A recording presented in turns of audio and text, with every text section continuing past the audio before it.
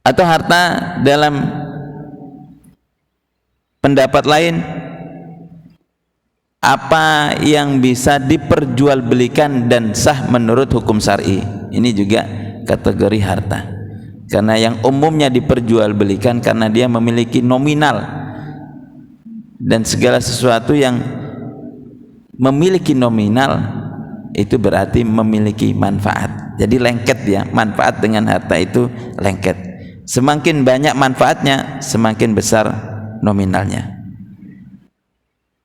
Atau sesuatu yang dapat dimiliki dan mempunyai nilai harga, seperti halnya sebiji beras dapat dimiliki oleh manusia, dapat diambil kegunaannya dan dapat disimpan, maka sebiji tadi, atau yang dalam bahasa lain sedikit, di sini disebutkan sebiji, itu maksudnya sedikit, meskipun sedikit, selama dia memiliki nilai maka dia masuk dalam kategori harta. Ukuran sedikit tadi sesuai dengan urf atau kebiasaan atau takaran yang umumnya berlaku. Jadi meskipun kita membeli sesuatu, tapi kalau dalam bentuk yang sedikit tadi tidak sesuai dengan kebiasaan, dia juga tidak masuk dalam kategori harta. Maka yang sedikit tadi harus berdasarkan uruf kebiasaan. Apa contohnya? Beras. Kita beli beras akan berharga kalau dia jumlahnya banyak. Sebiji beras, ada yang memperjualkan sebiji beras, kan tidak ada. Karena urufnya, kebiasaannya beras itu dijual untuk dimakan. Tapi kalau hanya sebiji saja, kan tidak ada harganya. Nah, jadi sebijinya pun harus dengan kebiasaan, dengan urf. Pak, saya mau beli beras, berapa Pak? Sekilo, setengah kilo, 5 kilo, 10 kilo, 1 biji saja. Wah, enggak usah beli ini, saya kasih 10 biji, kata penjualnya. Nah, 10 biji, karena enggak umum, ya. Dia hanya bernilai dalam bentuk harta kalau jumlahnya banyak. Enggak mungkin juga dia akan mengumpulkan banyak, satu hari 1 biji, besok beli 1 biji lagi. Itu orang minta setiap hari 1 biji pun dikasihkan, enggak usah beli.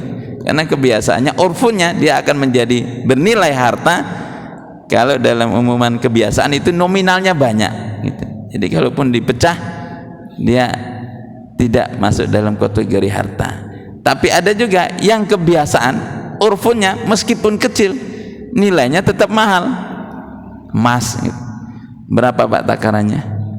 Kalau dibandingkan 1 biji beras dengan 1 biji emas yang bentuknya sama, ya, meskipun ditakar dengan gram yang sama, yang satu tadi diberikan cuma-cuma maupun minta setiap hari pun tetap dikasih itu kalau beras. Tapi kalau emas dengan berat yang sama kan tidak bisa gitu. Jadi sesuai dengan urfun, kebiasaan. Apa masa seringan biji beras saja saya harus beli, ini emas ya, bukan biji beras gitu. Jadi urfun itu menentukan kategori nilai atau nominal sesuatu harta itu bisa bernilai atau tidak bernilai. Jadi ini kalau ulama sudah membahas detail-detail begini, kita bisa mengetahui bahwa harta itu juga bernilainya sesuai dengan kebiasaan yang berlaku umum di tengah-tengah masyarakat. Ulama lain menyebutkan bahwa harta itu sesuatu yang berwujud, sesuatu yang tidak berwujud meskipun dapat diambil manfaatnya tidak termasuk harta. Ini yang tadi disebutkan oleh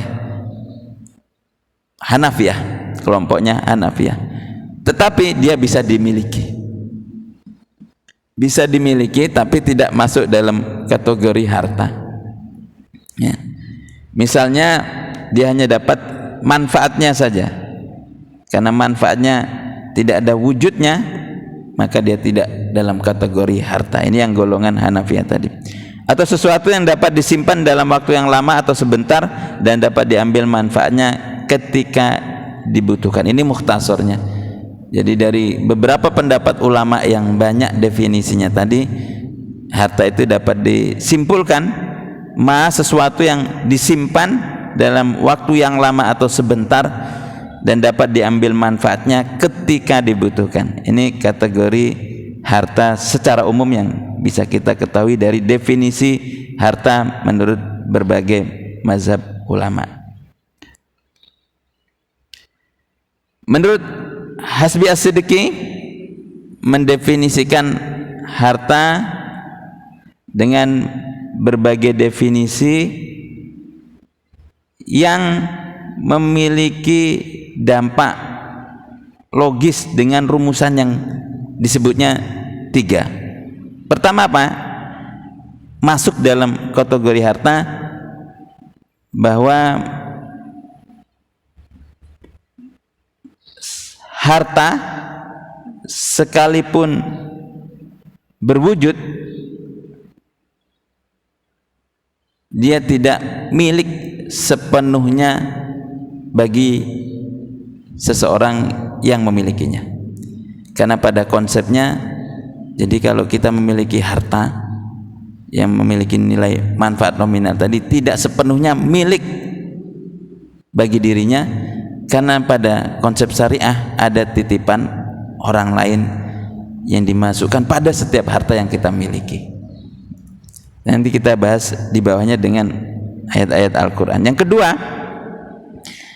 sesuatu yang ini yang sering saya sampaikan pada pertemuan-pertemuan sebelumnya, sesuatu yang bermanfaat, bernilai, atau yang tadi memiliki banyak manfaat sehingga dia menimbulkan nominal yang tinggi, yang besar, tetapi, nah ini yang perlu diingat, tetapi dia diharamkan secara syariat, maka menurut Hasbi As-Siddiqi ini dia tidak masuk dalam kategori harta menurut pandangan Islam. Saya punya 1000 ekor babi, Pak, nominalnya mahal, tinggi. Kata As-Siddiqi, itu bukan harta. Kenapa? Karena tidak bisa ditransaksikan dalam akad-akad yang mestinya diperbolehkan dalam syariat. Saya punya barang curian, saya nyuri mobil, ada 5 di gudang. Kata sedikit, dia tidak masuk dalam kategori harta, meskipun universal manfaatnya umum, mobil kan halal, Pak, tapi hasilnya hasil curian. Ini enggak masuk dalam kategori harta yang dimaksud dalam pandangan Islam, karena perolehannya dari sesuatu yang haram. Korup 1 miliar, 500 miliar berwujud ya, manfaatnya sama, nggak ada bedanya, tapi karena diperoleh dari sesuatu yang haram, dia tidak masuk dalam kategori harta. Ini menurut Hasbi As-Siddiqi. Yang ketiga, dia sama tadi, sesuatu yang menurut urf atau kebiasaan itu bernilai, ini melekat pada harta tersebut. Saya sudah contohkan tadi dengan sebiji beras dan sebiji emas tadi, memiliki uruf atau kebiasaan yang berbeda-beda. Ini perbedaan-perbedaan terkait harta dalam pandangan berbagai ulama yang sangat detail dijelaskan bagaimana harta itu tidak hanya nominal atau manfaatnya saja, termasuk kebiasaannya, dan yang terakhir tadi harus sesuai dengan syariat. Itu yang masuk dalam kategori harta dalam pandangan Islam. Jadi kalau sesuatu itu didapatkan dari hal yang tidak sesuai dengan syariat, ini tidak masuk dalam kategori yang dimaksud harta al-milkiyah, kepemilikannya dalam pandangan Islam. Baik Bapak Ibu yang dirahmati Allah, kepemilikan tadi, harta yang dimiliki tadi, apa sebab-sebab harta itu kemudian dimiliki oleh seseorang? Ada beberapa sebab, kita bahas sedikit saja, nanti kita sambung pada kesempatan berikutnya kalau waktunya terbatas. Pertama, ikhraju mubahat. Ini keterkaitan dengan sumber harta yang kita miliki. Ulama mengatakan al-malul ladzi law yadkhulu fi milkin muhtaramin wa la yujadu mani'un syar'iyyun min tamallukihi harta yang tidak termasuk dalam harta yang dihormati. Maksudnya dihormati itu dimiliki dengan cara yang sah sesuai syariat dan tidak ada penghalang syara' dan tidak ada larangan-larangan syariat dalam kepemilikannya. Untuk yang dimiliki itu disebut dengan harta dengan cara ikhraj mubahat. Kita memperolehnya tidak ada halangan syar'i untuk mendapatkannya, ya. Jadi cara memperoleh harta kalau tadi melanggar syariat-syariat yang sudah ditentukan, maka dia tidak termasuk dari harta yang mubah atau harta yang boleh dimiliki oleh seseorang. Jadi sudah jangan tergiur dengan sesuatu yang memang dilarang oleh syariat, karena dalam pandangan Islam harta yang dilarang oleh syariat itu tidak masuk dalam kategori harta meskipun nominalnya bersifat universal. Ini ikhrajul mubahat, sesuatu yang boleh dimiliki dengan landasan syariat tadi. Yang kedua adalah halafiyah. Apa itu halafiyah yang dimaksud? Hulu syakhsin aw syai'in jadidin mahalla qadimin zailin fil hukuki. Kata ulama, hulu syakhsin, hulu ini halayah hulu dari bertempatnya seseorang, aw syai'in jadidin atau sesuatu yang baru, mahalla qadimin yang baru bertempat di tempat yang lama, zailin fil hukuki yang telah hilang berbagai macam haknya. Jadi berpindahnya sesuatu dari tempat yang lama ke tempat yang baru karena proses perpindahan yang diperbolehkan oleh syariat tadi, maka hilangnya sesuatu tadi dari tempat yang lama ke tempat yang baru tadi, kalau dia memenuhi hak-hak dalam kepemilikan, maka itu disebut harta. Maka saya sebutkan tadi, kalau pindahnya prosesnya tadi tidak diperbolehkan atau melanggar syariat, maka meskipun berpindah tangan ke tempat kita, itu tidak masuk dalam kategori harta dalam pandangan Islam. Tapi nilainya tidak berubah, tapi dia tidak masuk dalam kategori harta, hanya akan menjadi kategori beban, karena pertanggungjawaban seorang muslim itu bukan hanya di dunia tapi di akhirat. Kata Rasulullah, man ghasaba qaida sibrin min ardin, yang mencuri sejengkal tanah, tawaqahu sab'i ardina yaumal qiyamah, nanti di hari kiamat hukumannya apa? Yang dicuri sejengkal tanah, hukumannya di hari kiamat tawaqahu sab'i ardina, akan digantungkan sab'i ardinya, 7 bumi pada hari kiamat. Kita mikul 50 kilo belum tentu berat, belum tentu kuat leher kita. Di hari kiamat kata Allah akan digantungkan 7 bumi bagi yang mencuri sejengkal tanah tadi. Itu kalau dia memperoleh sejengkal tanah tadi dengan cara yang tidak syariat. Maka berpindahnya dari kepemilikan yang lama ke kepemilikan yang baru, dari tempat yang lama ke tempat yang baru, dari tempat yang sebelumnya ke tempat yang berbeda, maka itu disebut dengan harta selama perpindahan tadi dia berdasarkan dengan hukum-hukum syariat. Atau tawalud min mamluk. Apa yang disebut dengan tawalud min mamluk ini? Segala sesuatu yang terjadi dari benda yang telah dimiliki kemudian menjadi hak bagi yang memiliki benda tersebut, ini juga masuk dalam kategori harta. Apa contoh sederhananya? Kita nanam pohon, pohonnya berbuah, maka buah tadi ngikut kepada siapa yang menanamnya. Ya, kita memelihara kebun,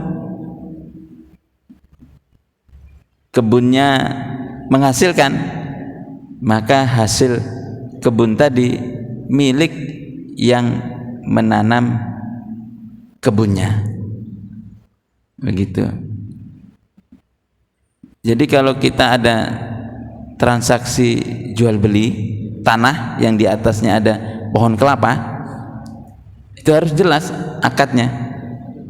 Jangan sampai komplain di belakang, loh ini tanah sudah saya beli, kok buah kelapanya tetap diambil? Loh kan saya jual tanahnya, katanya. Itu betul, Bapak.